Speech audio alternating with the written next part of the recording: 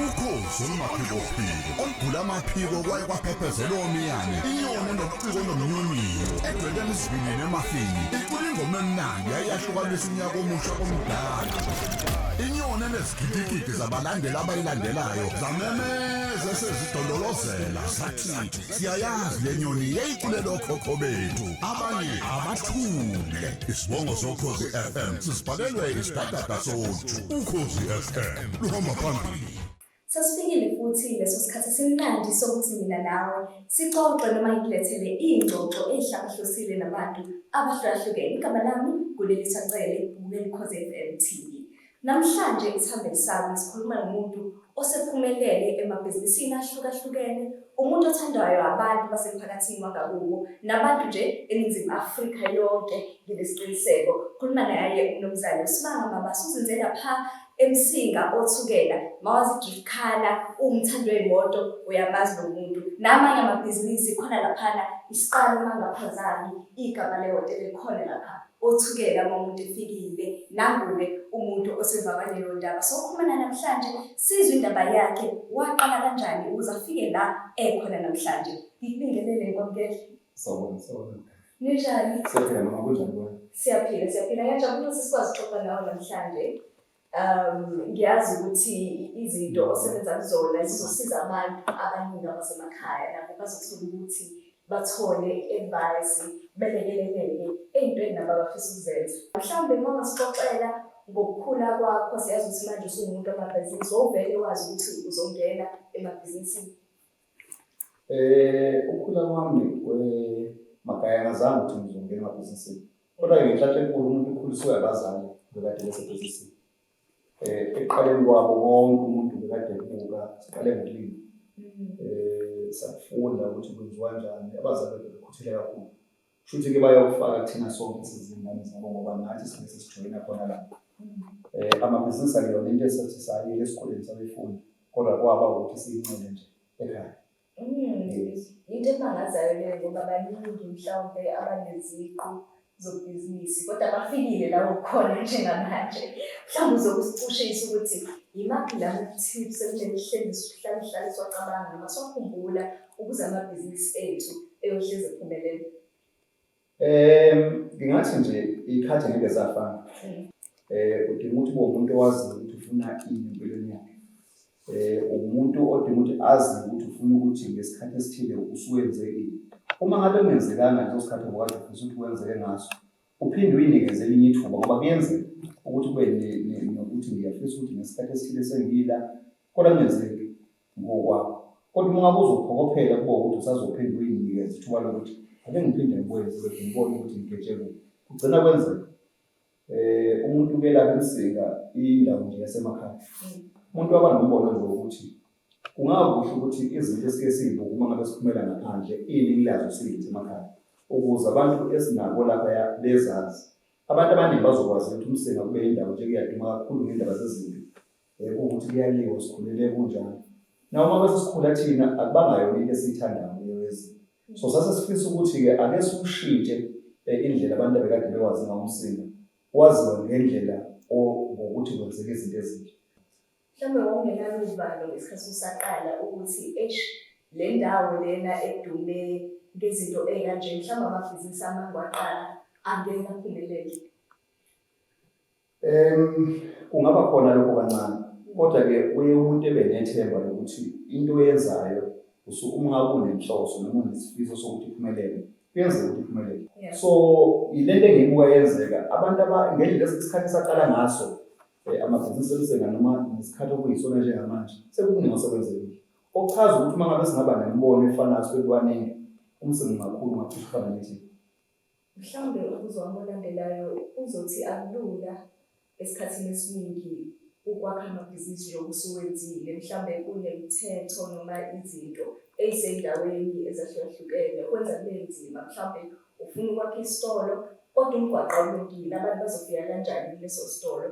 Awuyitholanga yini usuphoqelela noma kufanelekile ukuthi ulungise ezinye izinto zasendaweni ukuze ibhizinisi lakho likwazi ukuqhubeka?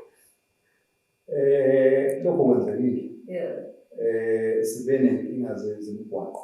lomusho saba nenkinga ye-bridge lapho eMsinga kune-bridge elihamba imoto Ngiyalazi lethusayo ulinde imoto iwele uphinde ulinde imoto ibuye uhulumeni wafika lapha e-bridge uma ngabe lapha i-bridge ezazi izinto ezizohulumeni njengamanje kwesinye isikhathi zibuye ihamba kancane kwangazuthi liyama alavuleka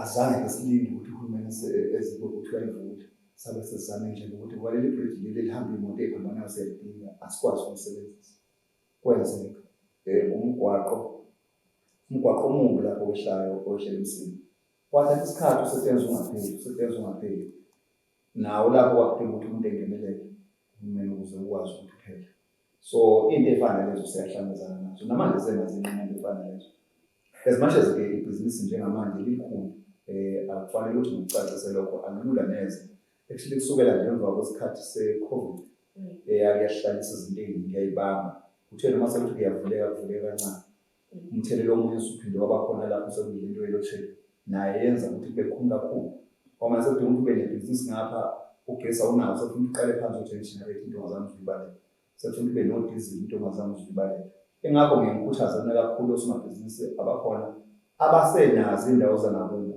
emakhaya ukuthi abahleshe bemakhaya kunoba semadolobheni because emadolobheni impilo yakho iyamuqina kanti emakhaya kuyakwazi ukuthi uphileke nikwazi ukuthi ubonakala ukuthi sekukhuluma leyo ndlela yabona njengoba ngilapha nje nawe ngibona ukuthi ngithole nzima noma ngithole kanjani ngoba ngivuke emakhaya ngiphuzela itiye ngasengiza lapho sibili ekukhuleni kwami njengoba ngisho ngikhuleke ekhaya ikhona into yokuhamba kodwa-ke kusho ukuthi mhlawumbe egazini lami ngibe nalento abayibiza ngesilungu i-adrenaline ngithanda into esheshayo ngoba ngale kwey'moto kuphela ngaqala ethuthwini ngagibela ethuthwini ezinamasondo amane egijima emahlathini ngabuya ngagibela zona ezinamasondo amabili egijima emahlathini ngaphuma lapho ngagibela lezi ey'hamba emgwaqeni ezinamasondo amabili so le nto yey'moto-ke ifike kumina cishe 15 years ago uma ngabe ngibuka wathola ukuthi nayo ngiyithanda ngahlangana nezinye insizwa zaseGoli khona abasebenzi isikhashana bekhona abaningi bayamazi ababiza ngamageshi la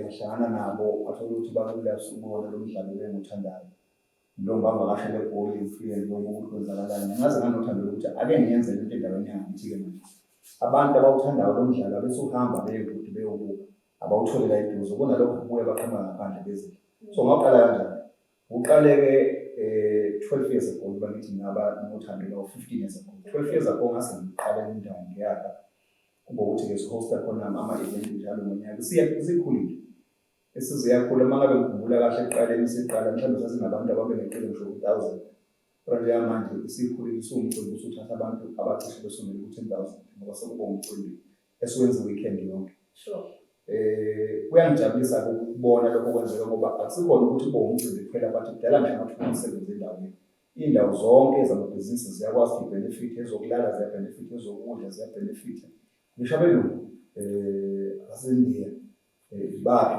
bayafika beke lapha bezobona ngoba kuwumdlalo nje omnandi ukwazi ukuphuma kusuku lonke mhlawumbe umuntu oyafisa ukungenelela wenza kanjani ngoba siyazi ukuthi phela nombani angena drive kodwa mase kuthiwa akayongena laphana akusiye nombani nje okwazi ukuthi ayodrifta izimoto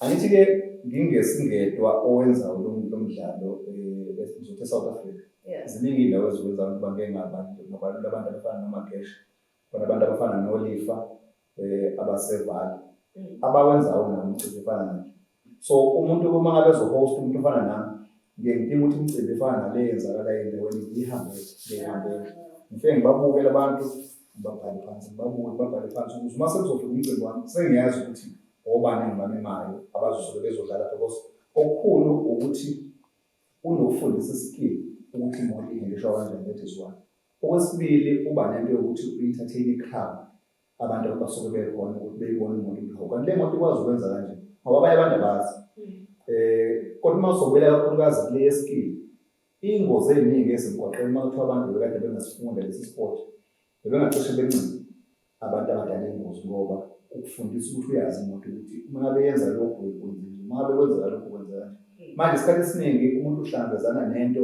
isiyenzeka manje engasazi ukuthi enze njani siba nengozi usashayela wena kulezi lokusuku usungena uhlala uzibukele no ngisashayela Ngisekhona impela nje ngisashayela. Ngoseptember nje ngilungiselela khona ukuthi uzobe kunjalo nje futhi. Ngiyashuba. Yebo futhi ukuqhubeka kakhulu. Sikhuluma noMnu Smanga Mabaso, siyabuya. Father's Day, when we were watching Simunyamara, we were dancing mobile had a room divider. Onze classic gehaald met like kostuum, olakasha. I was just old. When men made us feel at home and 50-50 was just a show on TV. That's because they were scared. Now we're learning lessons from the real bads on the estate and Guyani. Hotspot Cele says Mom just right for the weekend. Yo, I do this like I do this for TV. On the real though, paying our TV licenses keeps industries alive. Let's stay informed, educated, and entertained. Making memories and telling stories for the now generation. Go to tvlic.co.za. TV licenses. Pay yours. Make a difference. Sikhuluma nomuntu oyiculayo indaba yamabhizinisi noma imapha amabhizinisi ongawacabanga uyawenza lo muntu ngoba ngiyacabanga khona nendawo noma izindawo manje zokucima ukoma khona lapha eMsinga osuzivulile okuyingayona into elula kakhulu emabhizinisini ukuba nebhizinisi lokucima ukoma khamba kanjani kulona? Lelo business lelo liqale kahle endaweni ebizwa kuthiwa iSempelankani la sekune lodge khona. Okay. Ngilenzeke lona 2 years ago libizwa ngokuthiwa kusekhonini. It's because indawo lisakhe engakulakhe kuyona kunekhona. Okay. Akulona ke kodwa elami lelo business. Elo mama la bengihlala nabo. Ngalenza ukuthi ke angakhe ibusiness okuyelabo ngahlukanisi lona loyo unengxenye okweyakhe kulona. Ukuze bekwazi ukufunda ukuyiranela ongokwabo ngoba njengamanje sisasebenza sonke but bengangifisa ukuthi bebe nokwabo ukuthi bona ukuze bekwazi ukunderstand ukuthi imali uyayifaka uphinde ukwazi ukuyikhipha nokuthi ikhuliswa kanjani nokuthi ngibafundise ukubambisana nje ke kukodwa because uma ngabe bengekwazi ukubambisana beyoba nenkinga ukuqhubeka nayo yonke lemisebenzi umuntu aseyakhile. So lelo ke okhuluma ngalo njengamanje libezwe kuthiwa kusekhonini lalabo mama laba engihlala nabo lapha ekhaya. Asike singene kuleyo mhlambe umuntu vele wawuzazi ukuthi uzoba nesithembu noma wathi usuthathile kwavela omunye wawusuthi eish angeke ngivule isikhala. Into yesithembu is very much complicated. But ke njoba ubale ngokuthi introduction yakho ithe ngusomabhizinisi owenza amabhizinisi ahlukene.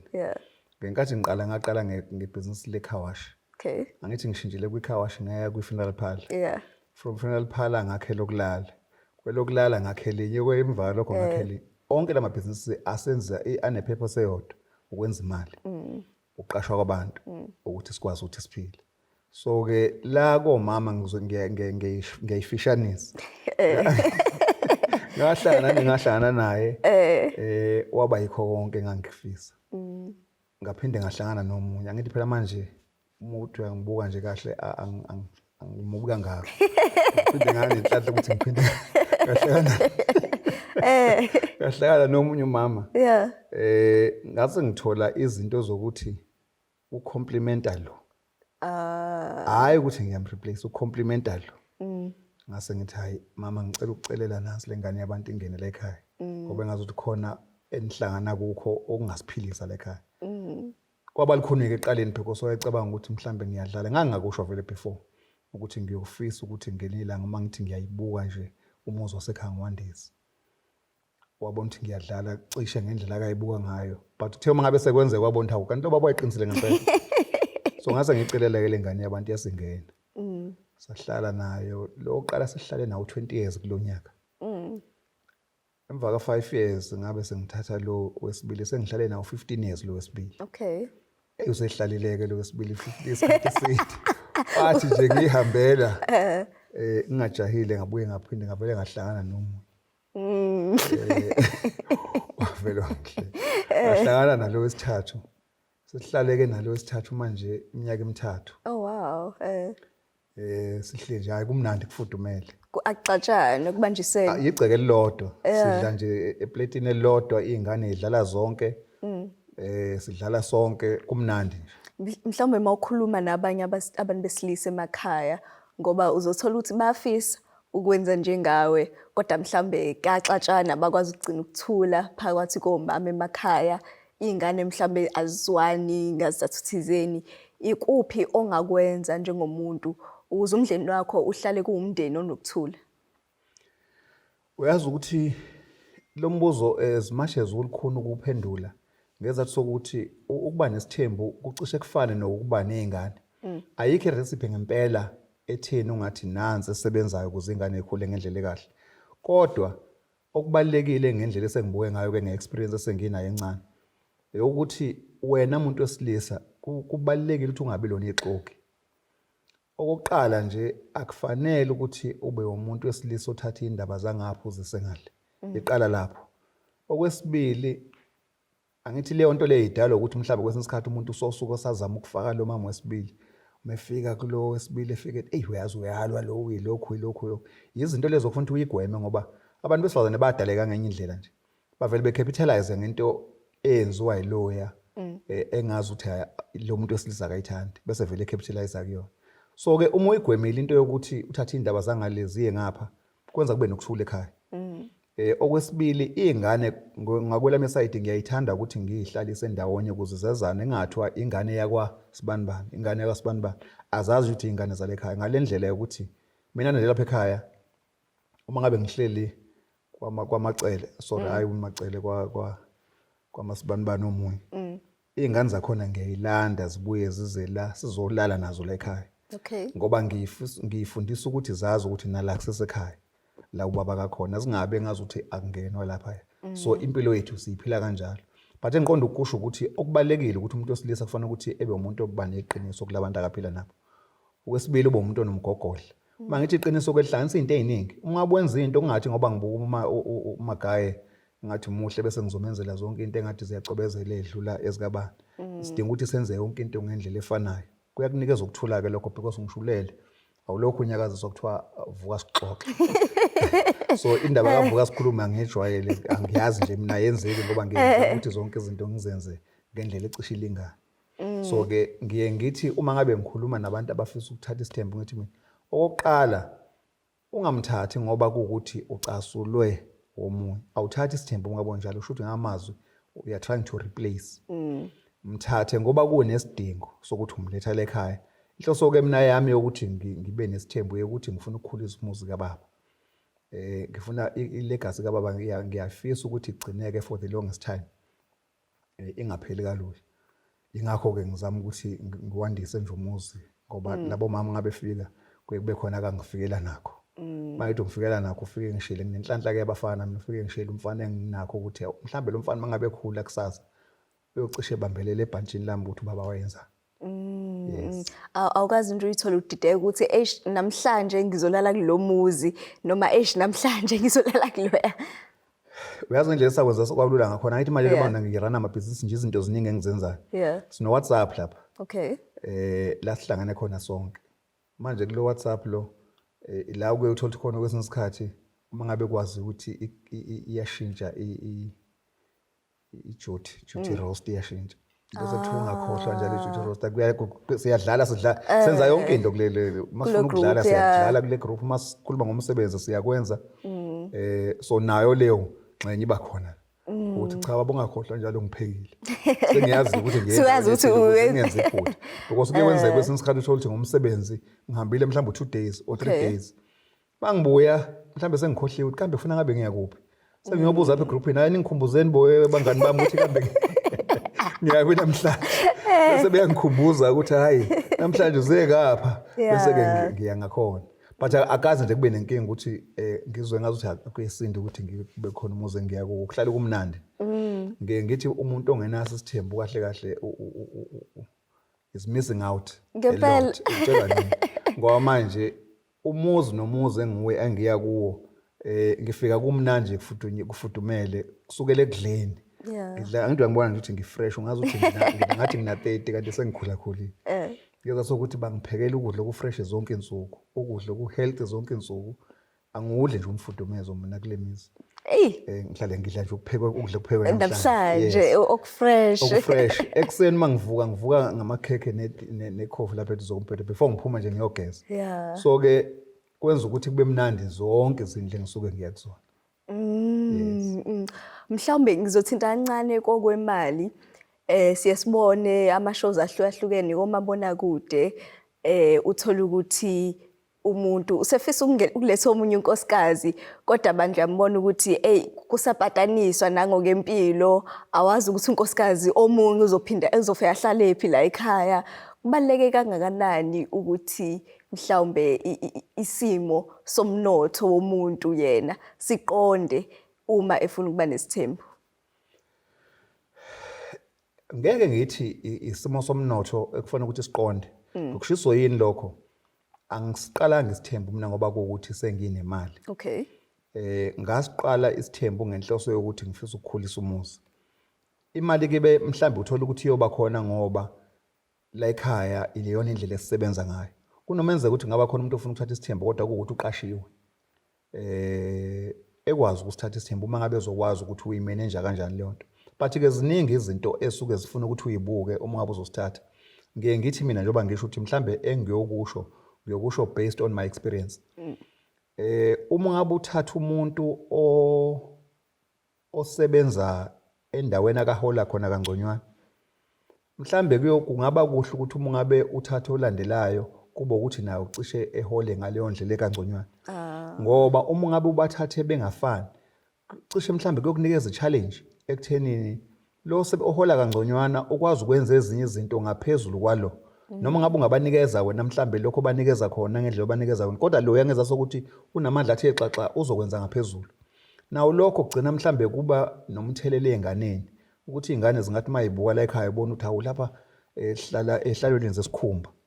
Kanti umama la ekhaya unamandla athe ukuthi xaxa.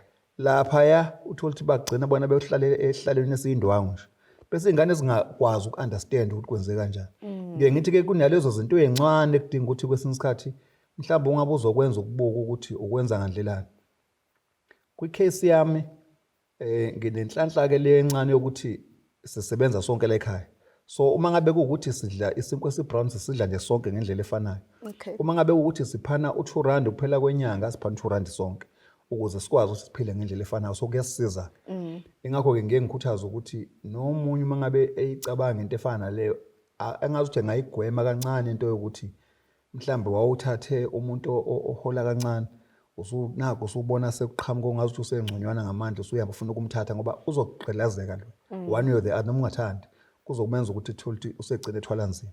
So ileyo nto engibona ukuthi mhlambe izinto ezidinga ukuthi siyigweme. Yazi mangikhuluma nawe ngiyabona ukuthi unekhono labantu kuhleli isemabhizinisini nasesithembini sakho uyakwazi kushuthi ukuhlala nomuntu umconvince ukuthi abe on your side.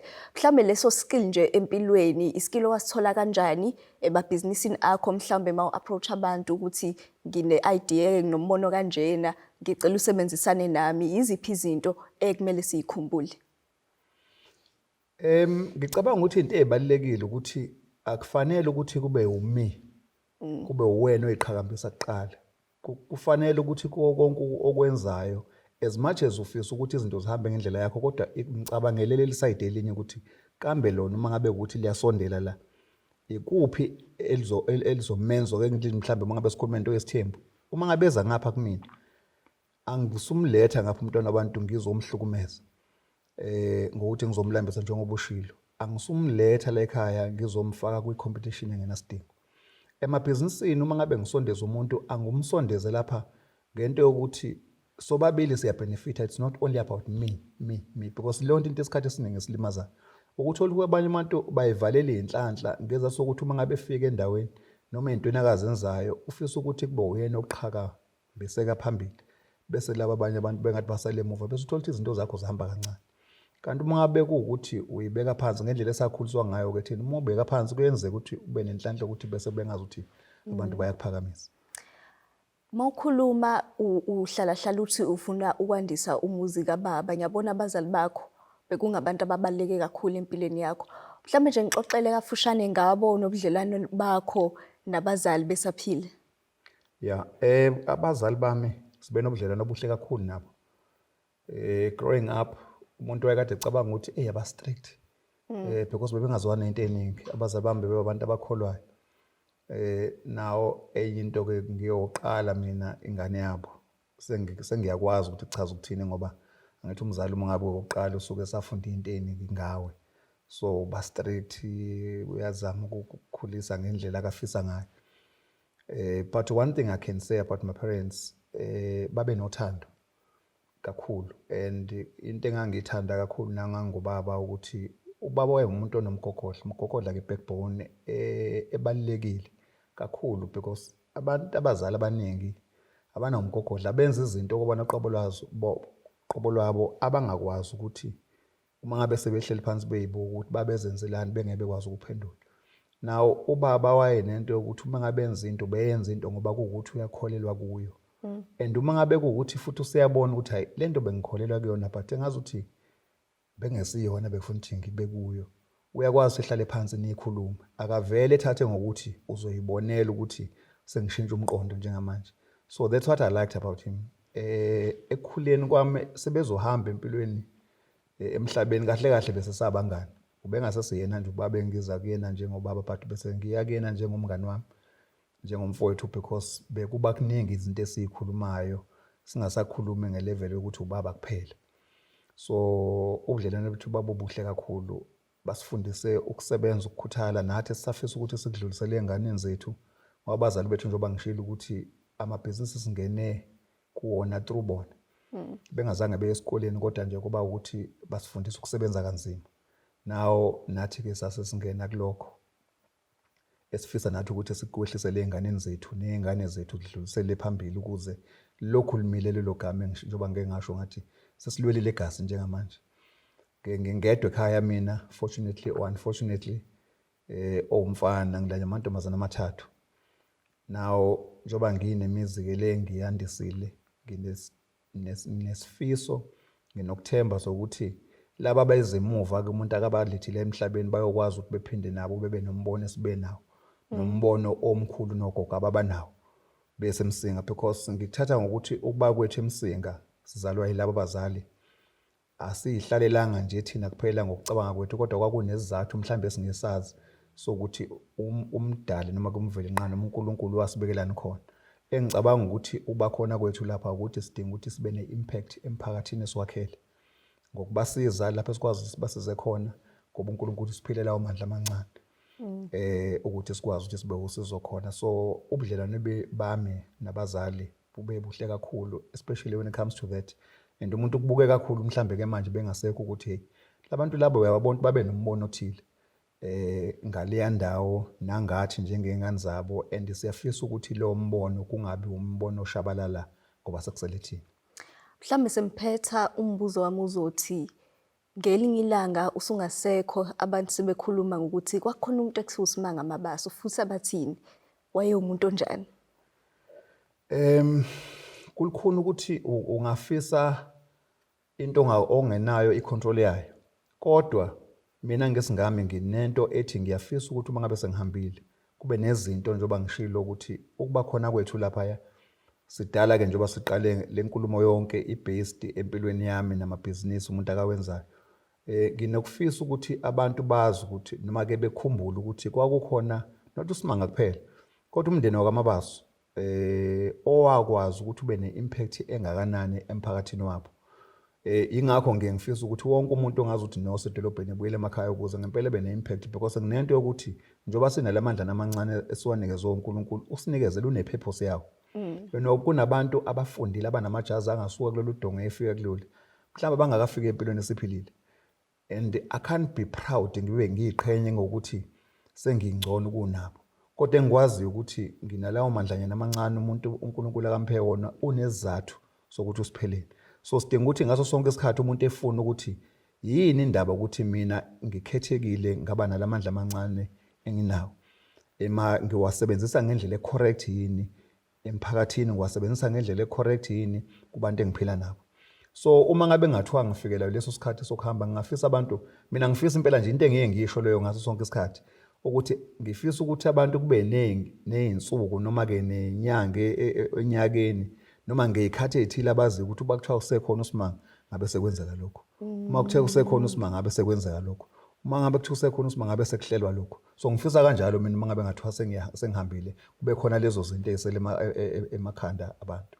Nginesiqiniseko ukuthi ziyobe zikhona ngoba usuwenze umehluko omkhulu emphakathini waseMsinga. uMsinga nje udumile emhlabeni wonke, well eNingizimu Afrika.